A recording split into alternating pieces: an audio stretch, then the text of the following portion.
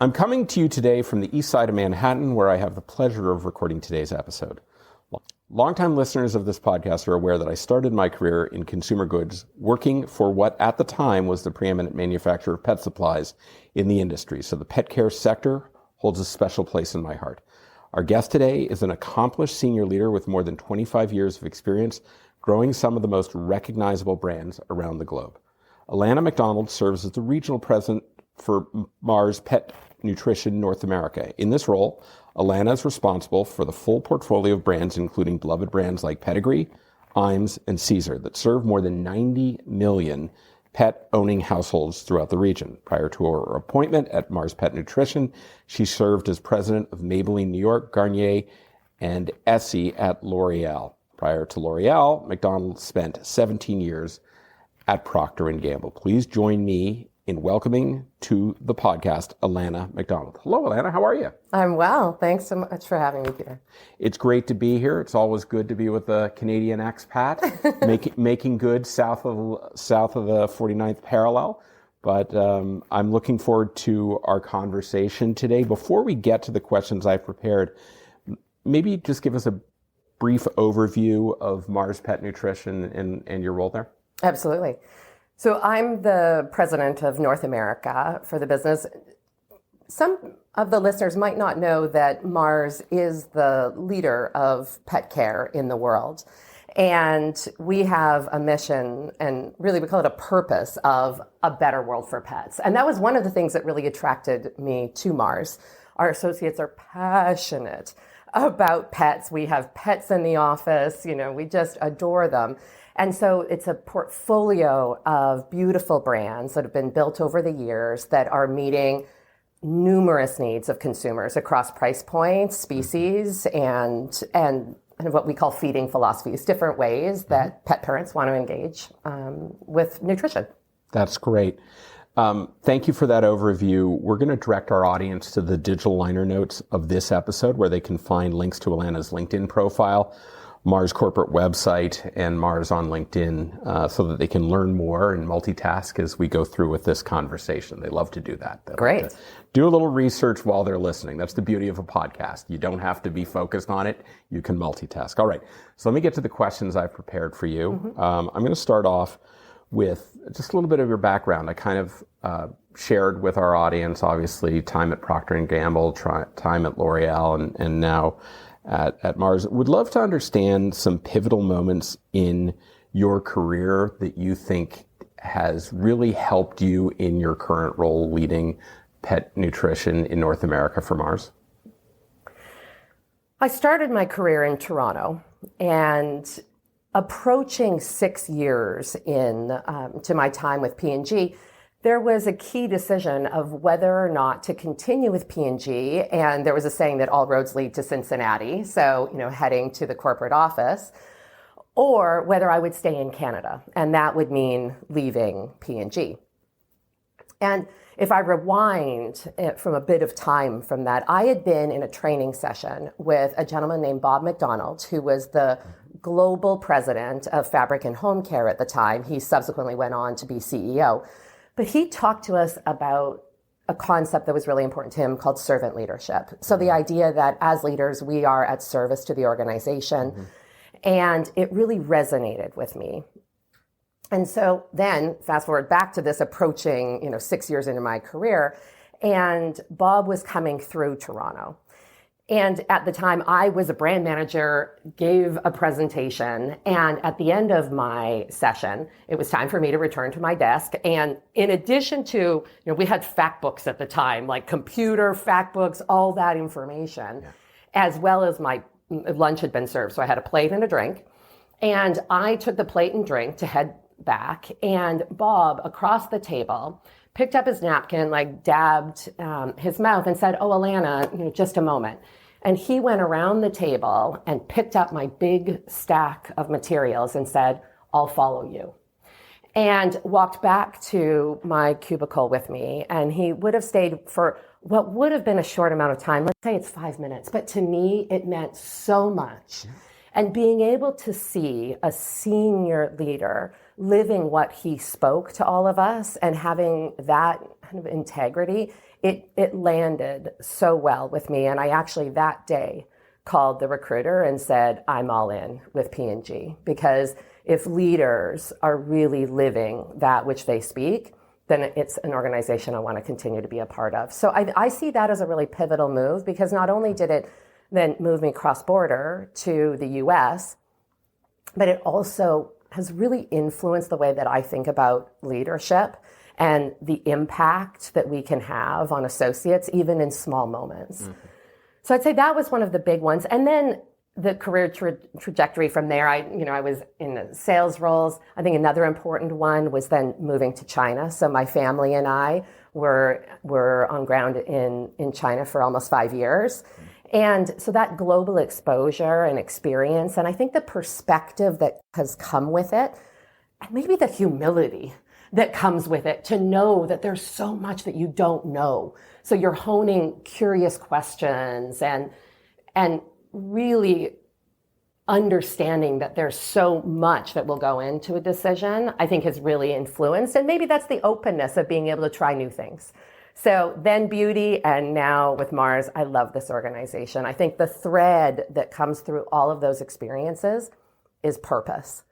So, at Mars, it's a better world for pets, and purpose has been what has attracted me to all those different businesses. I love the talk about servant leadership. I think that's critically important, and associated with that is also mentorship, right? Someone would take the time to help you, to talk to you, to guide you. It's important that an old manager of mine once asked me a question, said, who's on your board of directors? And I said, what do you mean by that? And she said, well, if you think of yourself as a business or a brand, you need a board of advisors. And I'm not suggesting that you assemble a group of people in a room and hold a board meeting, but to some degree, they're people that you turn to. You may not even realize it formally, but they manifest themselves as your advice council, and even talking to them and telling them exactly that they hold that level of appreciation in your heart for the work they do to help you build your brand is very important for advancing your career. So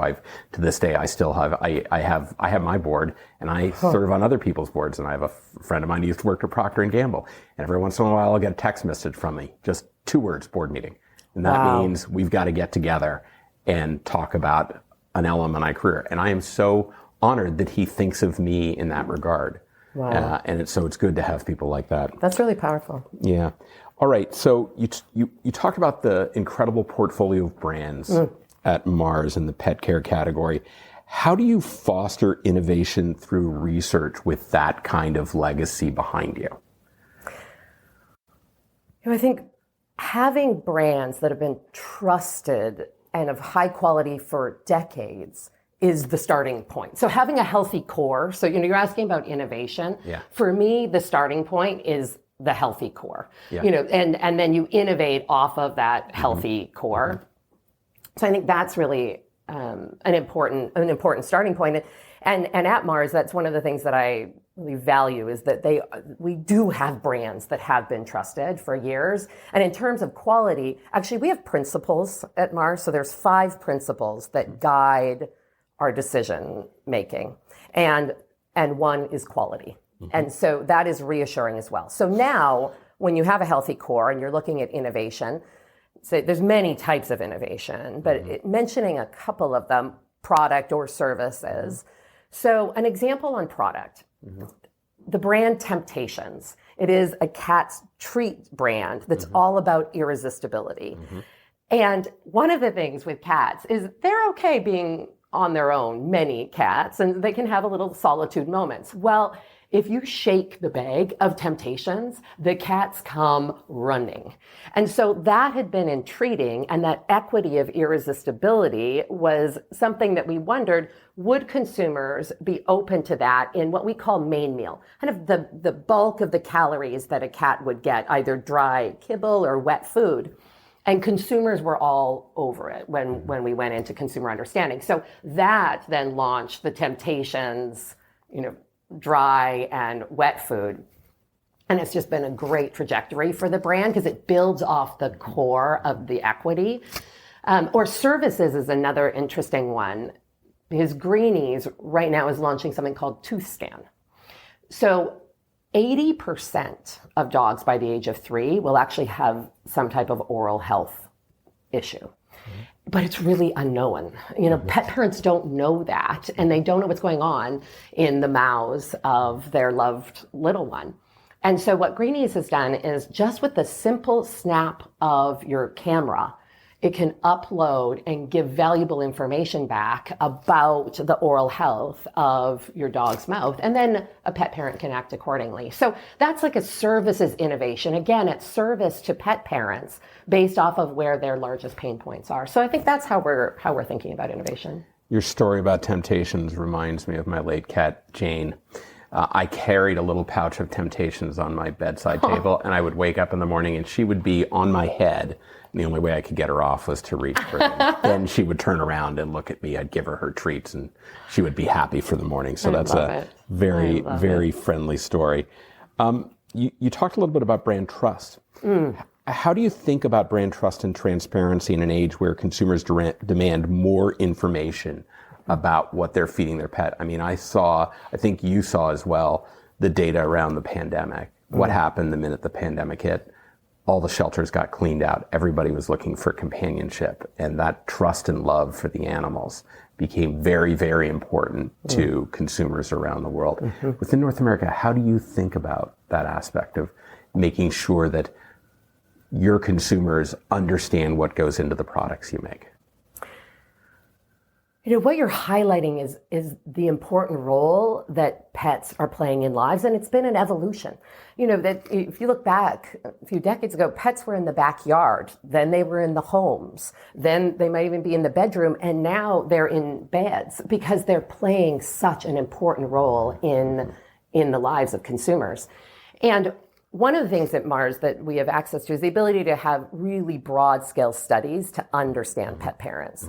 And one that was recently done was with 20,000 pet parents across the world. And interestingly, 37% said that their pet was the most important thing in their lives. So when you're talking and mentioning trust and transparency and the expectations that pet parents have then for such an important part of their lives, yes, it's incredibly important to be able to serve those needs in a way that they can rely on. And I experience it personally right now. So we have a rehomed Australian Labradoodle, Howie. He's like totally the love of our lives. And even for me, I was like, Howie is going to be in a crate at night. We're going to crate train him. Okay, he's in our bed. He is so important in our family. And so I also experience that desire for trust and transparency. And I think at Mars, we fall back on having an extensive background of science and knowledge in this space. And so like our Waltham Institute, it's all about pet understanding, and it's been there for 60 years. So being able to rely on deep understanding of what's best for pets over decades is one of the commitments that we have with those that trust our products, for those extremely, extremely important parts of their lives. At Mars Petcare, how are data analytics being leveraged in your overall business? Well, there's no shortage of data, right? I mean, everywhere there's data. And so like many organizations, I think the competitive advantage comes from being able to garner the insights from that data and then democratize those insights broadly in the organization. So that's where, examples on insights from data. We're using AI to be able to gain insights from ratings and reviews and all of the consumer input that ends up coming in, to be able to influence not only renovation of current products, but innovation of new products as well. So I think that there's just so much in that space. And we talk about both tools that will provide incremental growth and tools that provide incremental efficiency or effectiveness. So let's say in like supply chain operations, that then is all about getting the product that a consumer needs when they want it, meet their expectations, and all of that is based off of now the digital tools that are being created. Yeah, it's incredible when you think about all the data that's out there. I think about ratings and reviews. I remember a couple of years ago reading a report that a couple of professors, one at MIT and one at Northwestern, did, which they said that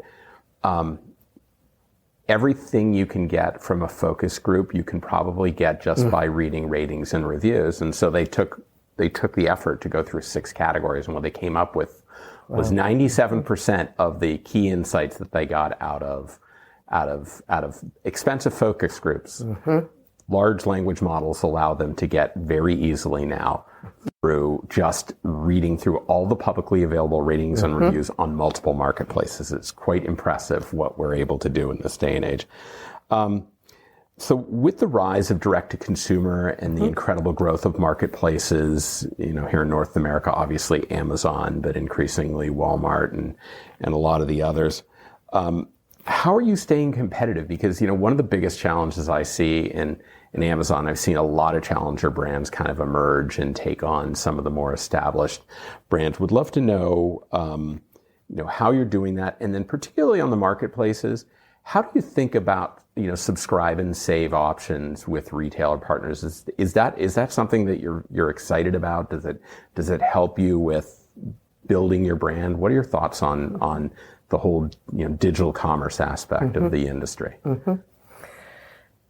Petcare has been very active in the digital commerce space for years. One of the unique pieces of the pet industry is that we have 2 pure players. So there's Amazon and Chewy. And that has also influenced then, kind of the overall landscape of omni and e-commerce. And what I would say is we're looking at it from what is the consumer understanding and the proposition. Because the delivery method, be it marketplace, be it D2C, be it brick and mortar, be it 1P, ultimately, the consumer is buying the proposition. And so if there is interest in that proposition, that's what I want to understand.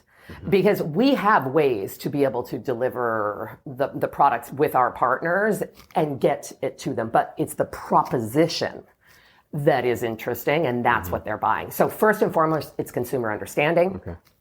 That's the unlock for being able to meet consumer needs. And so yes, if there is interest in a particular proposition or brand, then it's on us to understand why and peel that back and then work out within our portfolio and the offers either today or tomorrow, how do we better meet the needs of consumers to be able to fill that spot?